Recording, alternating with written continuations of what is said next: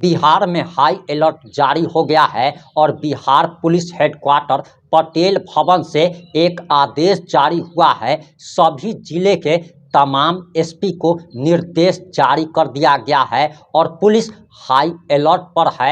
और इसी बीच वक्फ संशोधन विधेयक को लेकर यह हाई अलर्ट जारी किया गया है। और आपको बताते चले कि वक्फ संशोधन विधेयक को समर्थन देने के कारण नीतीश कुमार के कई मुसलमान नेता पार्टी से इस्तीफा देकर अब पार्टी छोड़कर रणछोड़ बन गए हैं। वहीं अब इस पर बीजेपी भी सामने आ गई है और नीतीश कुमार को कैसे बचाया जा सकता है, सरकार को कैसे बचाया जा सकता है, इसके लिए बीजेपी हेडक्वार्टर से एक प्रेस कॉन्फ्रेंस की गई है।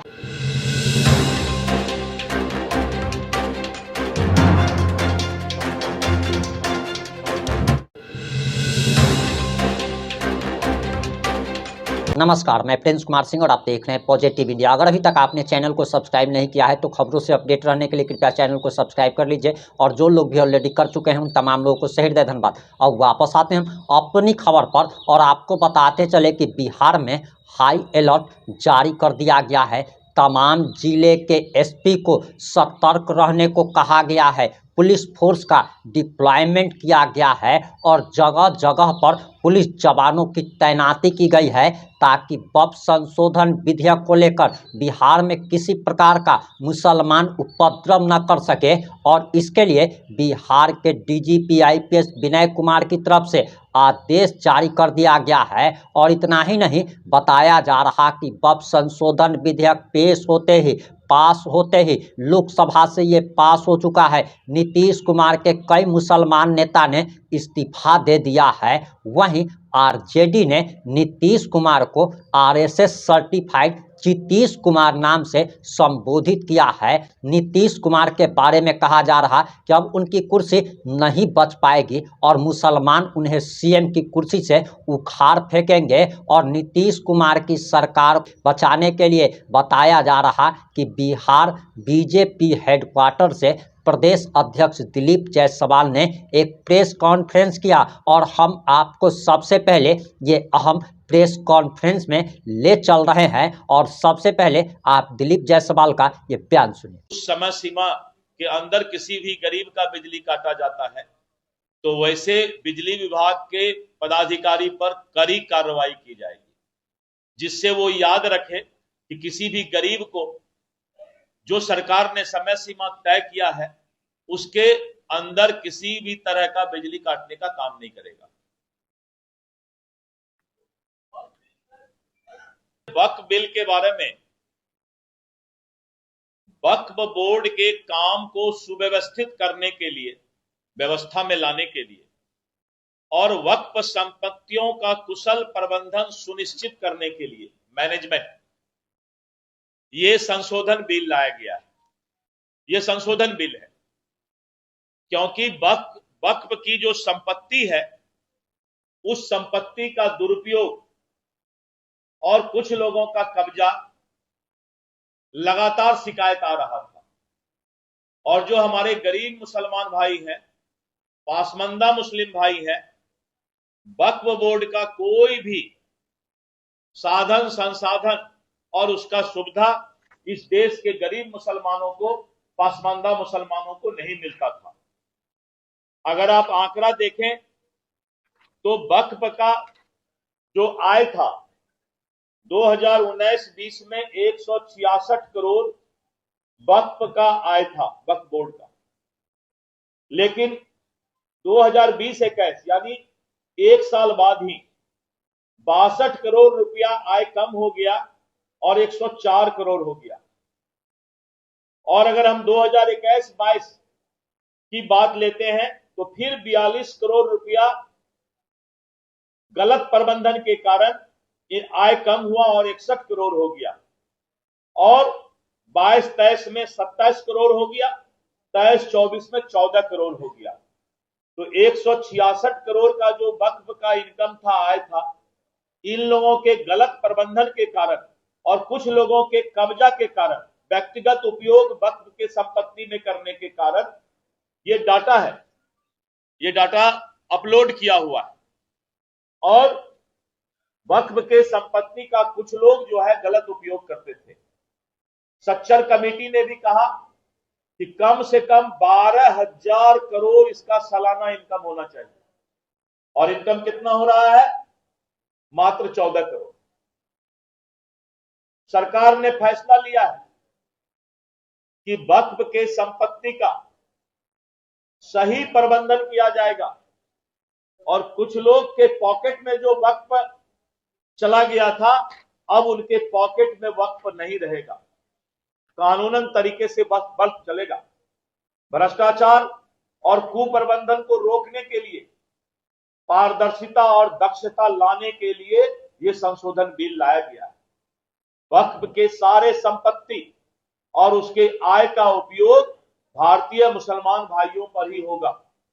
संशोधन बिल में ऐसा नहीं है कि वक्फ के संपत्ति या आय का दूसरे जगह कहीं खर्च किया जाएगा, लेकिन उसका जो भी इनकम आएगा, आय आएगा, वो भारतीय मुसलमान भाइयों पर खर्च किया जाएगा। और जो 14 करोड़ आय है उसको बढ़ा करके 12,000 करोड़ आय किया जाएगा। ये सच्चर कमेटी में भी कहा। तो इतना बड़ा संपत्ति को और बिना किसी आय के रखा गया था कुप्रबंधन के कारण, तो वित्तीय पारदर्शिता इसमें नहीं था, फाइनेंशियल ट्रांसपेरेंसी नहीं था। और अब इस संशोधन बिल के बाद वित्तीय पारदर्शिता आएगा, राजस्व में वृद्धि होगा, लक्षित आवंटन बढ़ेगा, उन्नत निगरानी होगी, और वक्फ बोर्ड के लिए आत्मनिर्भरता होने से सरकारी सहायता पर निर्भरता कम हो जाएगी। और इसके साथ साथ वक्फ बोर्ड का सर्वोत्तम उपयोग करने से वक्फ बोर्ड की संपत्ति का प्रति वर्ष आय 12,000 करोड़ रुपया से अधिक राजस्व प्राप्त होगा, जो गरीब मुसलमान भाइयों के स्वास्थ्य, शिक्षा, देखभाल, कौशल विकास और आर्थिक विकास, सामाजिक विकास का भी काम करेगा।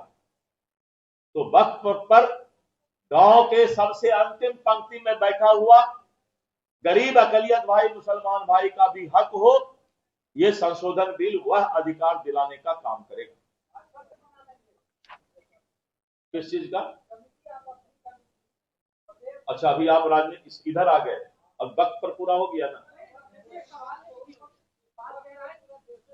के आएंगे आपके हर सवाल पर आएंगे, और मुझे खुशी होगी कि आप 1-2 और सवाल तब तक तैयार कर लें संगठन पर। हाँ, ये लालू जी का एक वीडियो दिखाइएगा भाई, एक बार इनको दिखाइए। एक बार वीडियो पर आप लोग कैमरा करेंगे। लालू जी के अंतिम इच्छा का हम लोगों ने पूरा किया है, जो उनकी इच्छा थी। साउंड बढ़ाओ जी, फिर से चालू करो, साउंड बढ़ाओ।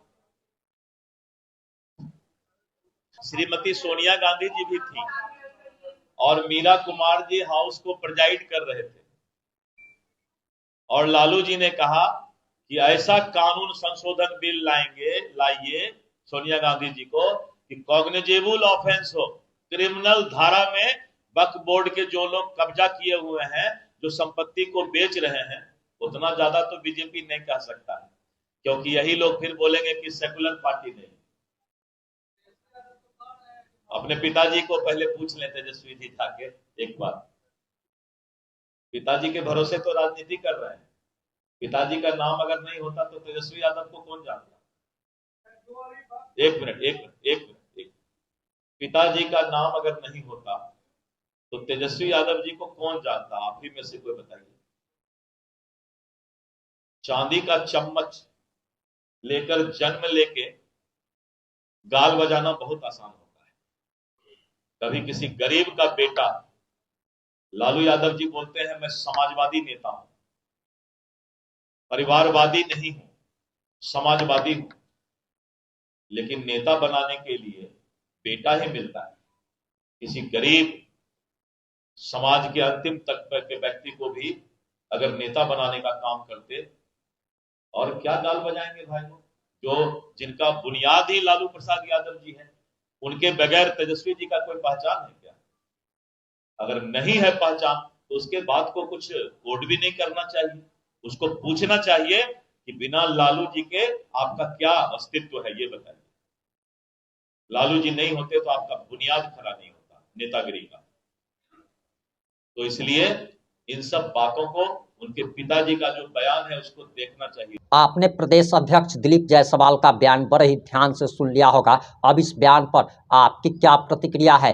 क्या आप पब संशोधन विधेयक को आप सपोर्ट करते हैं अथवा आप विरोध करते हैं? आप जो भी सोचते हैं, जैसा भी सोचते हैं, अपनी प्रतिक्रिया जरूर दीजिएगा। जुड़े रहे हमारे साथ। जय हिंद, जय भारत।